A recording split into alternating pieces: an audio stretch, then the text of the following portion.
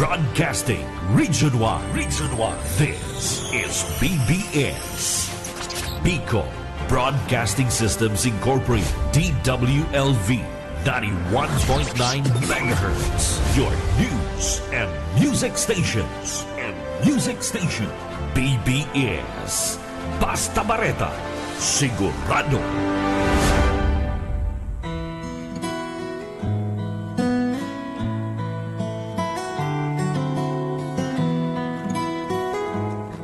Magandang umaga pong muli mga kaibigan. Sa lahat po na sumusubaybay sa programa pong ito ng Biyaya sa Pagkaaga. Isa naman pong pinagpalang araw na meron tayo ngayon. Ngayon po ay araw po ng Huwebes, Pizza 18 po ng buwang kasalukuyan.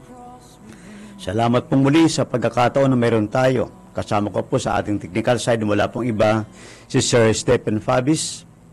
Ako naman po si Pastor Enteng Reyes na nagpapaabot po sa inyo ng maganda at pinagpalang araw sa ating pong lahat. Ano man po ang ating mga kinalalagyan sa ngayon, maaring tayo po ay nasa may bigat na sitwasyon ng buhay, maaring tayo po ay humaharap sa iba't ibang challenges or hamon ng ating buhay, but always remember that God is a powerful God, na wala pong imposible, wala pong bagay na hindi po natin kayang lampasan sapagkat ang biyaya ng Diyos ay lagi pong nakalaan.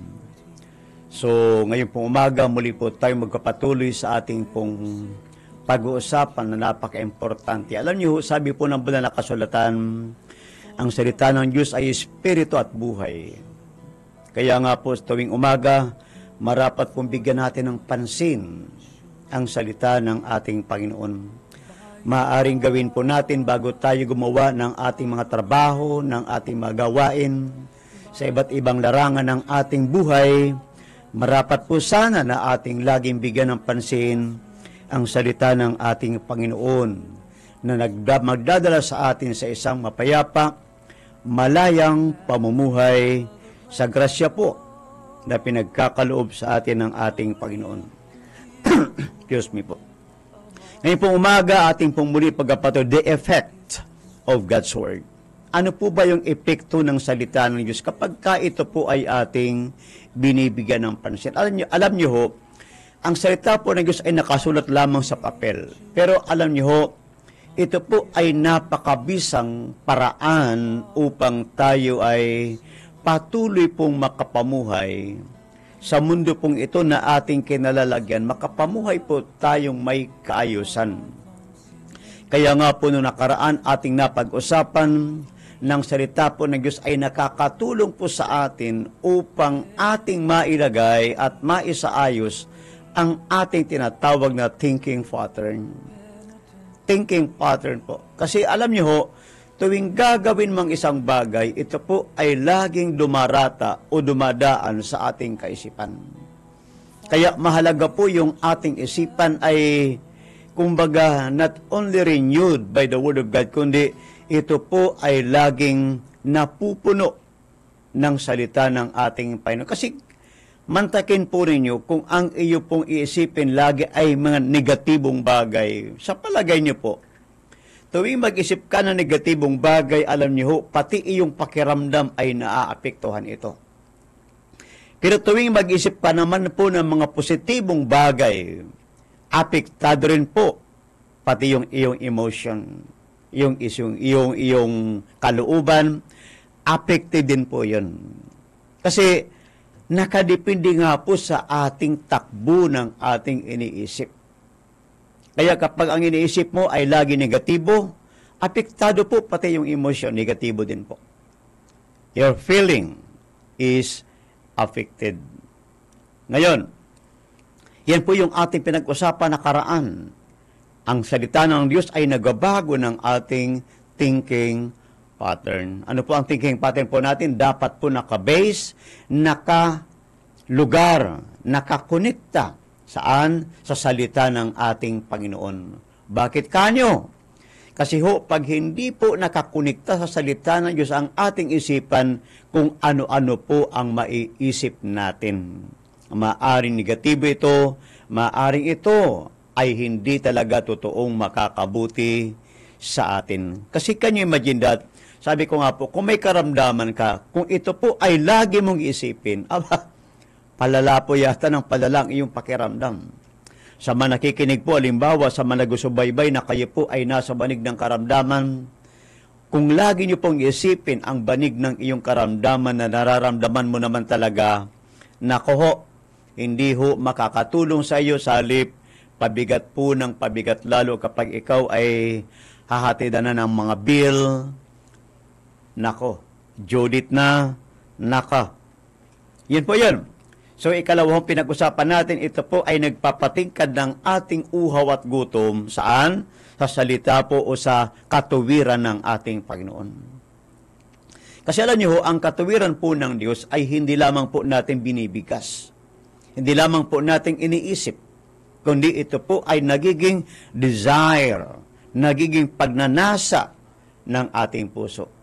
Kasi can you imagine that kung ang laman ng ating puso ay katuwiran, laman ng ating isipan ay katuwiran, kahit na kung minsan, halimbawa sabihin natin na mukhang inapi ka, mukhang sinaktan ka ng iyong kapwa, subalit dahil sa iyong isipan, ang iyong emotion, ang iyong kalooban ay puno ng katuwiran ng Diyos, makukuha mo pa rin siyang maintindihan. Sabi ko nga po madalas, ito po minsan ang dahilan kung bakit minsan maraming pamilya ang nawawasak. Maraming pamilya ang affected. Maraming magkakapitbayang apektado. Bakit kanyo? Dahil po sa mga sitwasyon ng buhay na hindi po natin control. But we will control our emotion, our thinking pattern, or our will and our mind through the Word of our God. So, napaka-importante po yun. Napakahalagang aspeto po yun sa buhay po natin. Kasi alam niyo ho, sabi nga po natin maikli lang po ang buhay. Sana'y huwag nating sayangin ang buhay nito sa mga bagay po na hindi naman talaga makakatulong sa atin. Mas maigi po pong sikapin natin na patuloy po tayong lumago bilang tao. The way we think, the way we speak, and the way we act. Marapat po nating laging mabigyan ng pansin ang purpose ng Diyos sa buhay po nating ito. Sunod po, it increases our consciousness about God's purpose. Nagpapataas po ito ng ating kamalayan, ng ating pakiramdam. Ika nga po. Saan? Tungkol po sa layunin ng Diyos sa buhay po natin ito. Ang buhay po natin, hindi naman tayo lang po pwedeng mabuhay na nagtrabaho ka, matutulog ka, kakain ka uli, matutulog ka, magtrabaho ka. Alam niyo ho, kapag pinag-isipan nating mabuti, yan talaga dating ang sandali na there is no contentment in life. Kasi hindi naman po tayo linalaw ng Diyos upang tayo po'y matulog lamang, kumain lamang, magtrabaho lamang. Na tuwing dating ang sasapit ang gabi, matutulog tayo. Tuwing sasapit ang umaga, magtrabaho tayo. So mas maganda ho, pag-isipan natin, alamin natin, ano ba talaga ang pinaka-purpose ng buhay in order for us to focus our mind, our will, and emotion. Kasi mahalaga pong malaman po natin yung purpose pong ito ng Diyos sa buhay na ito. Kasi pag hindi po natin nalaman ang purpose pong ito, kahit parang magamit po natin sa bahay, pag hindi po natin alam ang purpose, mahirapan po tayo, maaring madaling masira po yun. So same thing with us. Kapag alam po natin ang purpose ng Diyos sa buhay natin ito, ma-maximize po natin ang mga bagay-bagay. Kaya may panahon kang magbasa, may panahon kang mag-aral, may panahon kang magtrabaho, may panahon kang sa lahat ng bagay. Bakit? Kasi alam mo, that's the purpose, bahagi iyon sa layunin ng Diyos sa iyong buhay. So, it increases our consciousness about God's purpose. Tingnan po natin ang Lucas chapter 2. Sabi po rito, 43, 46, 49. Tumalon-talon po tayo. And then, 47 and 49. Ang batang si Jesus ay nagpaiwan sa Jerusalem, ngunit hindi ito napansin ng kanyang mga magulang. Pagkalipas ng 3 araw, si Jesus ay natagpuan nila sa loob ng templo. Siya ay nakaupong kasama ng mga guro. Nakikinig siya at nagtatanong sa kanila. At ang lahat ng nakarinig sa kanya ay hangang-hanga sa kanyang pangunawa at mga sagot. Putuloy muna natin sa 47. Sabi po rito, alam niyo ho, nung araw, ang kaugalian po ng mga Israelita, once a year lamang po sila pupunta po sa templos sa loob po ng Jerusalem, City of Jerusalem, sa templo. Once a year lamang po silang pupunta roon upang maghain ng mga handog at pagsamba. Maglalakad sila ng almost kung ilang kilometro rin kasi 3 araw ang lakaran one way. So ngayon, ang nangyari ho, nagpaiwan ngayon si Jesus na hindi po napansin ni Mary at ni Joseph na kanyang po mga magulang sa laman. Sa kanila pong pagkakaalam na hindi pala nila kasama si Jesus, kaya bumalik po sila at natagpan po nila si Jesus sa loob po ng templo. Ano po yung ginagawa niya roon? Nakikinig at nakikipag-usap, nakikipagtalakayan, nakikipagtalastasan sa mga guro. So ano pong kaugnayan po nito sa ating pinag-uusapan? Malaki ho. Tingnan po ninyo. Ito pong si Jesus, ang edad niya po rito ay 12 years old pa lamang siya. Pero tinan niyo po ang kanyang habit. Bagamat once a year lamang siya, napupunta sa templo. Pero ang ginagawa po niya, hindi po niya sinasayang ang panahong iyon na mayroon siya upang siya po ay makisalamuha sa mga guro. Alam niyo po nung araw sa templo ho, nandoon po yung mga taong masasabi natin na kapag-aral sa mataas na pag-aaral, alam po nila ang kautusan ng Diyos, samot-saring mga mga laws and regulations. Sa edad niya pong iyon, andoon po ang kanyang panahon, andoon po ang kanyang isipan, andoon po ang kanyang kalooban na matuto. Tingnan niyo po. Tanong, sa araw-araw po ba nating buhay, sino po ba ang madalas po nating kasama? Yan po ang magandang tanong. Sino ho ba ang ating madalas na kasama? Alam niyo ho, ako ho para sa akin, mas maigi ho. Mas maigi, depende po sa ating gagawin. Pero para sa akin, mas maganda na kung ikaw naman ay makikipisan o di kay makikihalubilo, mas maganda ho yatang makihalubilo ka din sa mga taong kapag katapos niyong mag-usap, mayroong ka pong napulot. Kasi alam niyo ho ba, tinan niyo po, marami pong tao, halimbawa, example, pag may sakit, halimbawa, mas gusto niya rin pong kausap yung mga kapwa niya rin may sakit. Ano po yung kanilang madalas sa pinag-uusapan? Yung lahat po nilang sakit. Sa tingin niyo ho ba, makakatulong ba ito sa iyo kapag ikaw po may sakit at lagi mong kausap yung mga taong kapwa mo rin may sakit? Ikalawa, kung ikaw ay may problema, mag-share ka rin ng iyong problema sa mga tao rin may problemang katulad nyo. Aba, siyempre ang pag-usapan nyo po lahat ng problema yata, poproblemahin nyo naman talaga. Tama ho.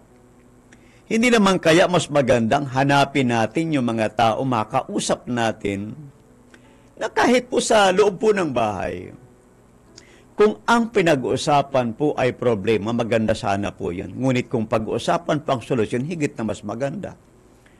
Kaya nga po, minsan may magkakapamilya nag-aaway. Bakit? Kasi ang lahat ng pinag-uusapan nila, problema.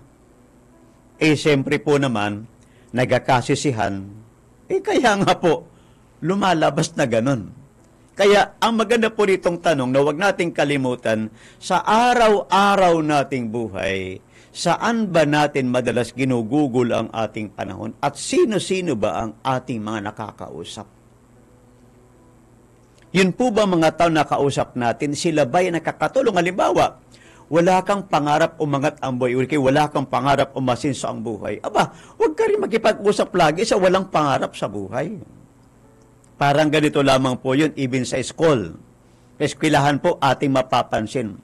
Kung sino-sino pa po yung mga estudyanteng walang ganang mag-aral, ang kasama-sama rin po nila yung mga tao ring walang ganang mag-aral.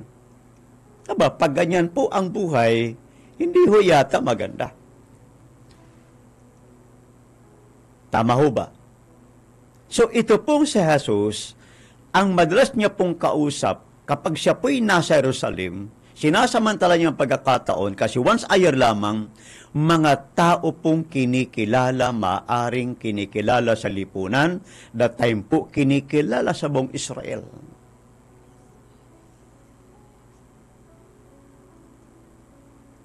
Kasi alam niyo ho, kung sino ho ang mga kasama mo, kung ano po yung lugar nilang kinalalagyan, yun din po ang usapan. Kapag kausap niyo po ang mga farmers, wala ka pong ibang marinig tungkol sa pagkatanim yan. Di ho baga? Kapag kasama mo naman halimbawa yung mga nasa pabrika, nako, ang pag-usapan po nila, maaring lahat nasa pabrika din. So, mapili tayo. Sino ba ang gusto nating makausap? Dahil sabi po niya sa 49, kaya sabi ng kanyang mga magulang, anak, bakit mo ginawa ito sa amin? Bakit hindi ka man nagpaalam na magkapaiwan ka pala rito? So, siyempre, karapatan ng kanyang mga magulang. Pero sabi ni Jesus, bakit po niyo kayo nahanap? Hindi niyo po ba alam na ako'y dapat na mamalagi sa bahay ng aking ama? So sa edad po ni Jesus na 12 years old, yung kanyang kamalayan, yung kanyang isipan, yung kanyang kalooban ay nakapokus sa purpose ng kanyang sarili. Sa purpose ng Diyos sa kanyang buhay. So tayo po bilang tao na nilalang ng ating Panginoon, pag-isipan nating mabuti. Ano ba ang purpose ng Diyos sa buhay nating ito? Bakit andito tayo sa mundo pong ito? Bakit tayo linalagay ng Diyos kung saan ka man naroroon ngayon? May purpose ang Diyos. Katulad po ng mga puno. Ang purpose po ng puno, hindi lamang po magbigay sa atin ng fresh air, makatulong sa atin, kundi magbigay din sa atin ng produkto. That's the purpose. Yung kanyang katawan, kung pwedeng lagariin, maging lamesa, upuan, cabinet. That's the purpose of a tree. Ikaw bilang tao. Kasi kung alam po natin ang purpose ng buhay na ito, hindi po natin sasayangin ang iba't ibang mga bagay-bagay o aspeto sa buhay natin ito. Tama ho? Pahahalagan po natin ang bawat pagkakataon, even our family. Pahahalagahan po natin ito. Na kung sa pamilya man mayroong hindi pagkakaunawaan, hindi mo ito bibigyan ng mas malalang kahulugan, kundi bibigyan mo ito ng mas magaang kahulugan na hindi dapat nag-aaway-away ang pamilya, kundi nagkakaunawaan, nagmamahalan, nagtutulungan, nagdadamayan.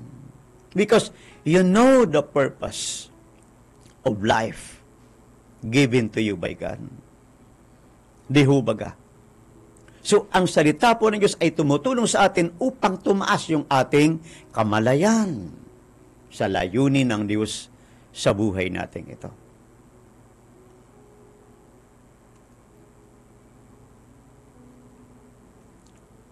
Panghuli po, pangapat. It pushes us to go beyond our limitation. It pushes us to go beyond our limitation. Totoo lang po, may mga limitasyon tayo bilang tao. But we must go beyond that. Kasi pag hindi po tayo naka-go beyond our limitations will put us in a box. Maglalagay yan sa atin sa box. Kapag lagi mong isipin na lagi kang kapos, pambihira. Ang feeling mo lagi, nandoon ka na sa isang lugar na ikaw mismo ang gumagawa niyan. Kapag lagi mong isipin na hindi mo kayang isang bagay, hindi mo kayang magbago, yun din ang magiging kulungan mo. Bagamat nasa malaya kang lugar, but you are living inside that box. Kasi ikaw mismo ang gagawa niyan. Kaya sabi po ng ating talata, Lucas Kapitulo 2, versikulo 52, patuloy na lumaki si Jesus sa pangangatawan. Lumawak ang kanyang karunungan. Lumawak ang kanyang karunungan at lalong naging kalugod-lugod sa Diyos at sa mga tao. Ang ganda ho nito. Jesus po habang lumalaki sa pangangatawan, lumalago sa pangangatawan, lumalago rin yung kanyang karunungan. Alam niyo, pag lumalago ang karunungan po ng tao, mamumuhay po siyang maayos. Hindi lamang po sa kanyang pang-personal na kadalagayan, kundi maging sa kanyang kapwa, siya po'y magiging pagpapala o blessing sa kanyang kapwa. Alam niyo ba, may mga tao na kapag kasama mo, para kang nasa kasagi ng alingaton. May mga tao pong ang hirap pakisamahan. May mga tao po nang hirap pakiusapan. May mga tao po na sa pakiramdam mo kapag kasama mo siya, parang hindi ka safe, parang malalagay ka lagi sa alanganin. May mga tao rin po na pagkasama mo, parang hindi ka mapakali. Pero may mga tao po na pagkasama mo, parang payapang-payapa ka. Pag nakausap mo, kahit may problema, pag habang nag-uusap kayo, sa panang may problema ka, para naibsan agad ang problema mo. Yun po yung tao na alam niya ho yung purpose ng Diyos. May mga tao, kapag sinira mo ng problema mo, problema niya, isishare niya. Pero may mga tao po, pag nag-share ka ng problema mo, magbibigay po siya ng ilang mga bagay na magiging kapaki-pakinabang para sa iyo. Go beyond your limitations. Anumang limitasyon mayroon tayo, anumang limitasyon na iyong nararanasan at hinaharap, lagi po nating tatandaan na dapat tayo po'y makaalagwa, makalampas sa ganung kalalagayan. Tama? Kung maaaring i-overlook natin ang mga bagay-bagay po, i-overlook po natin. For the sake, saan? Sa ating sarili, na magawa natin ang mga bagay na dapat natin gawin. So kahit po sa mag-asawa, ang mag-asawa po, lagi po may limitasyon yan, but you have to go beyond that. Kasi pag hindi mo dinampasan, apektado ka lagi. Pag hindi mo natanggap yan, apektado ka lagi. So you have to go beyond that. Kung lagi mo titingnan ang mali ng iyong kapwa, hindi ka makaalis dyan. Pero may magagawa ka pa din. Huwag mong titingnan yung kanyang kapangitan. Hanapin mo rin yung kanyang kagandahan. Kaya sa kabila niya, meron pa rin siyang kagandahang natitira. Alang-alang sa iyong sariling pakiramdam. So ngayon pong umaga, dito lamang po tayo mag-e-end. Pagpalain po tayong lahat ng Panginoon.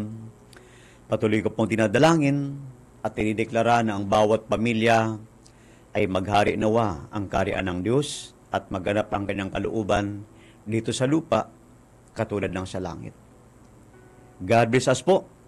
At ang susunod pong programa ay wala pong iba, ang Kakampi Mo Network News. God bless us all this morning.